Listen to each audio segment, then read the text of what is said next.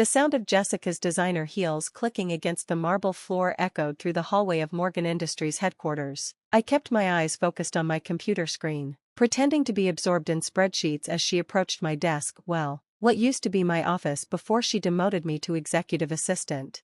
Olivia, where are the Q3 projections? She demanded, not bothering with a greeting. The board meeting starts in 20 minutes. I reached for a perfectly organized folder on my desk. Right here. I've also included the updated market analysis you asked for, plus the preliminary numbers from our Asian division. She snatched the folder without a word of thanks, flipping through it with manicured fingers. At 32, Jessica Morgenstern was everything I wasn't: tall, polished, and married to one of the most influential tech investors in Silicon Valley. The fact that she was my stepsister seemed almost irrelevant now. These better be accurate, she muttered. Unlike last time, I bit back a retort. Last time had been her error, not mine, but there was no point arguing. Not anymore. My name is Olivia Morgan, and until 6 months ago, I was the chief operating officer of Morgan Industries, the technology consulting firm my father had built from nothing. I'd worked my way up from intern to COO over 12 years, learning every aspect of the business while earning my MBA at night, but none of that mattered after Dad's stroke. Jessica had swooped in with her husband James's connections and her mother's influence over our father. Suddenly, the succession plan that had been in place for years disappeared. Instead of me taking over as CEO, the board appointed Jessica, despite her having spent the last decade working in fashion marketing.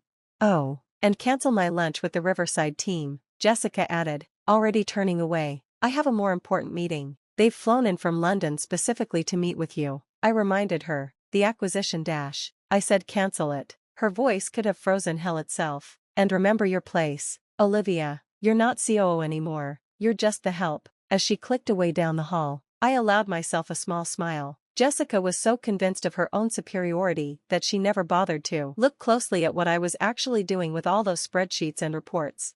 She had no idea that for the past year, ever since I first noticed her maneuvering for control, I'd been preparing for this exact situation.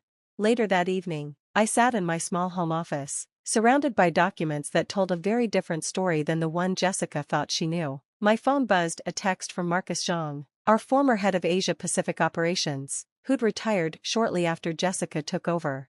Everything's ready. Tokyo team is on board. I sent back a thumbs-up emoji, then opened my laptop to check the secure email account I'd set up months ago. One by one, confirmation messages rolled in from key personnel across Morgan Industries' global offices, people Jessica had dismissed as irrelevant, middle managers she never bothered to meet. People who had watched me grow up in this company, who remembered how I'd started in the mailroom during summer breaks, people who'd seen me work alongside them, learning their challenges, understanding their value.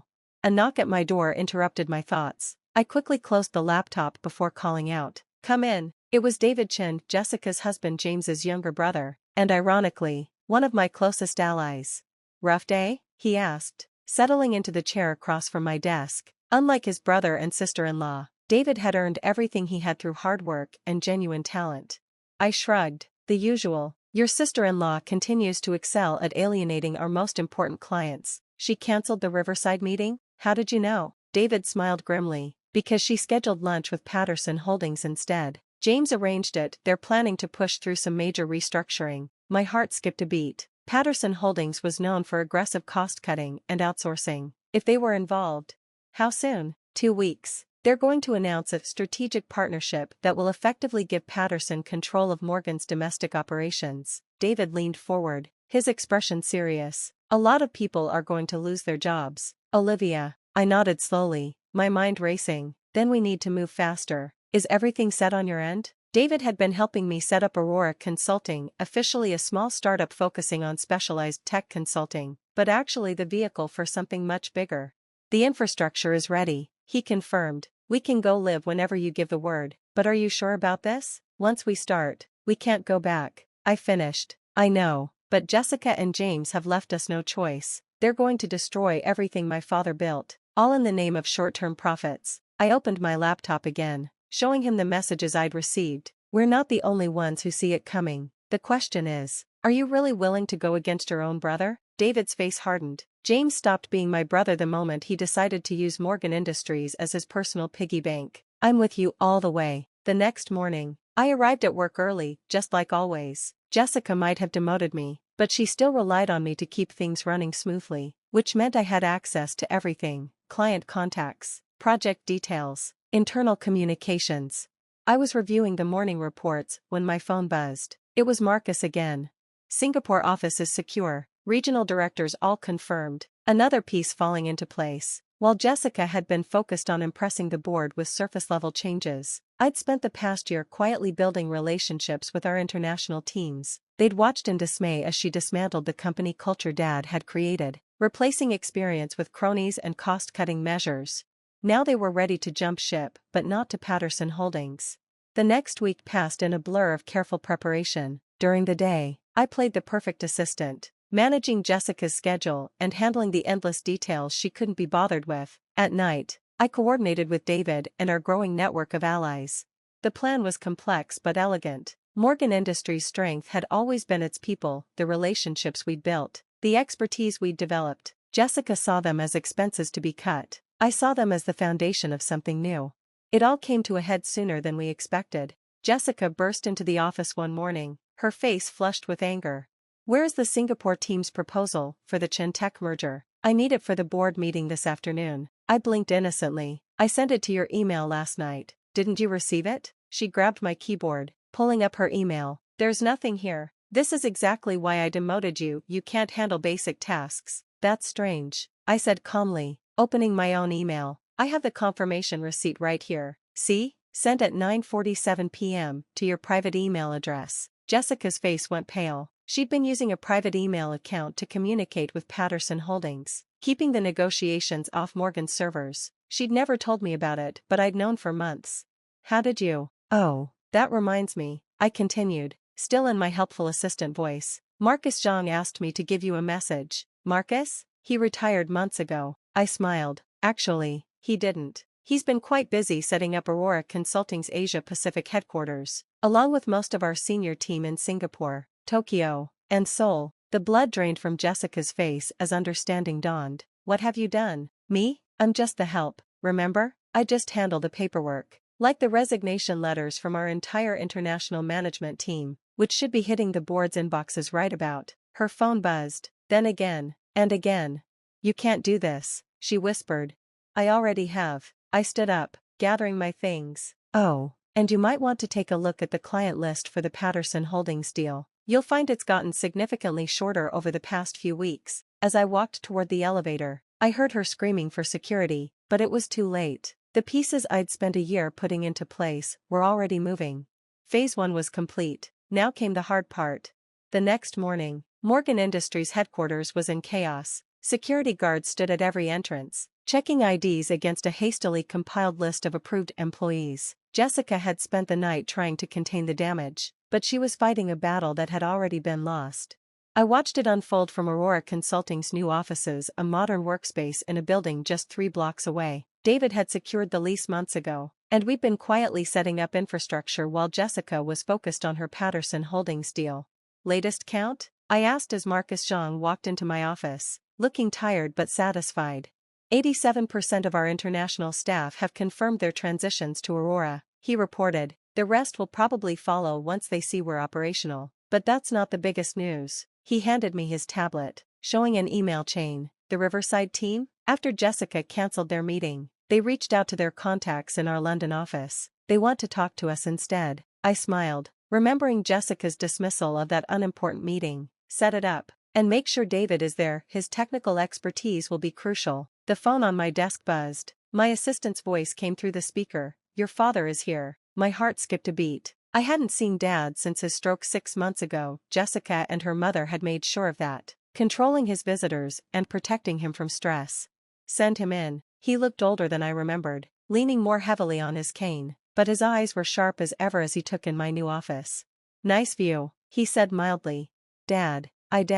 He held up a hand, stopping me. "Jessica came to see me last night. She had quite a story to tell about betrayal and corporate espionage." I stayed silent, waiting.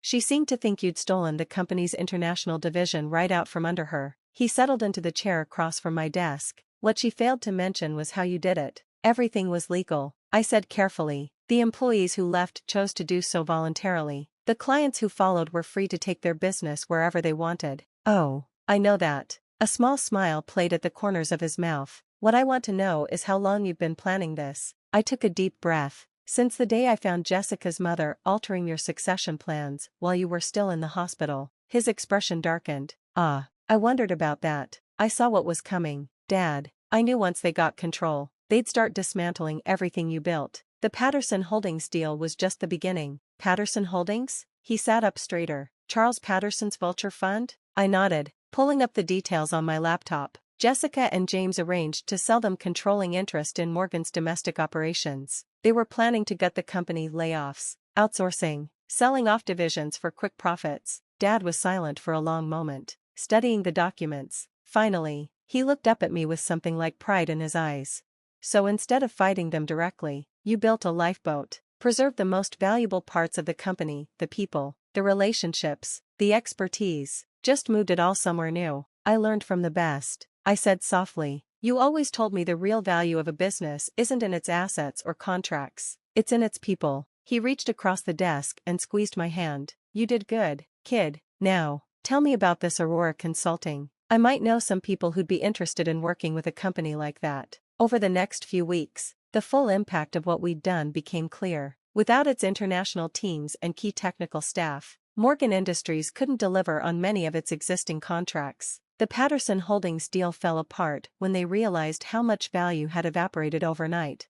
Jessica was furious. Of course, she tried everything: lawsuits, smear campaigns, even attempted to freeze Dad out of the company completely. But she'd forgotten one crucial detail. Dad might have stepped down as CEO, but he still controlled a significant portion of voting shares. And he wasn't happy about the Patterson Holdings deal. The board meeting that followed was brutal. Dad walked in supported by his cane and 3 different attorneys. By the time he walked out, Jessica had been removed as CEO, and James's board seat was under review for conflict of interest. I wasn't there. I was too busy in a video conference with our new Tokyo office, working out details for a major contract, but David recorded the whole thing on his phone. You should have seen her face, he told me later, when Dad started listing all the ways she'd violated her fiduciary duties. It was beautiful. But the real satisfaction came 2 months later, when the dust had settled. Aurora Consulting had not only survived its dramatic birth, it was thriving. Our small startup had offices in 6 countries, a client list that included some of the biggest names in tech, and a corporate culture that put people first. Morgan Industries, meanwhile, was struggling to rebuild. The board appointed an interim CEO and began the long process of damage control. They even approached me about returning, offering my old position and more. I declined politely. That chapter of my life was closed. Then came the day Jessica showed up at my office. She looked different. The designer outfit was the same, but something in her bearing had changed. The arrogance was gone, replaced by something that might have been humility. You won, she said without preamble. Congratulations. I gestured for her to sit. This wasn't about winning, Jessica. It was about protecting what Dad built, the real heart of it, not just the name and the buildings. By stealing it all away? There was a hint of her old bitterness. By giving people a choice, I corrected. They chose to leave because you and James showed them exactly what you thought of them, that they were just expenses to be cut, obstacles to your grand plans. She was quiet for a moment, looking out at the view of the city. James left. You know, when the Patterson deal fell apart, he moved on to his next target. Apparently, I'm not useful to him anymore. Despite everything, I felt a twinge of sympathy. I'm sorry. No, you're not. But there was no heat in her words. You saw who he really was long before I did. Just like you saw what we were going to do to the company. So what will you do now? She turned back to me, and for the first time, I saw something real in her expression. I don't know. Everything I thought I wanted, it all turned out to be hollow. I considered her for a moment. You know, we're expanding our marketing division. Someone with your experience in fashion and luxury brands could be valuable. She stared at me. You're offering me a job? After everything? I'm offering you a chance to earn something on your own merits. No shortcuts, no political games, just honest work with a team that values real contribution. Why would you do that? I thought about Dad, about all the lessons he'd taught me about business and life. Because sometimes the best revenge isn't about destroying your enemies, it's about showing them a better way. Jessica left without accepting the offer, but I knew she'd be back. She had seen what we were building at Aurora, something based on trust, expertise, and mutual respect, something worth being part of. A year later, Aurora Consulting had become one of the fastest-growing tech consulting firms in the industry. We maintained our core values even as we expanded, never forgetting the lessons that had led to our creation. Jessica did eventually join us, starting in a junior position and working her way up honestly for the first time in her life. She turned out to have real talent when she stopped looking for shortcuts. Dad divided his time between advisory roles at both companies, helping Morgan Industries rebuild while supporting Aurora's growth. He never said "I told you so" about Jessica and James, but the pride in his eyes when he looked at what we'd built at Aurora said everything. As for me, I kept the nameplate from my old executive assistant desk. It sits in my office at Aurora, a reminder that sometimes the best view of what's really happening comes from the place where everyone underestimates you. Because in the end, Jessica had been right about one thing: I was just the help. I had helped build something new from the ashes of her destruction. I had helped save jobs and preserve relationships that took years to build. I had helped create a company that reflected the values I believed in. And sometimes, that's the best revenge of all.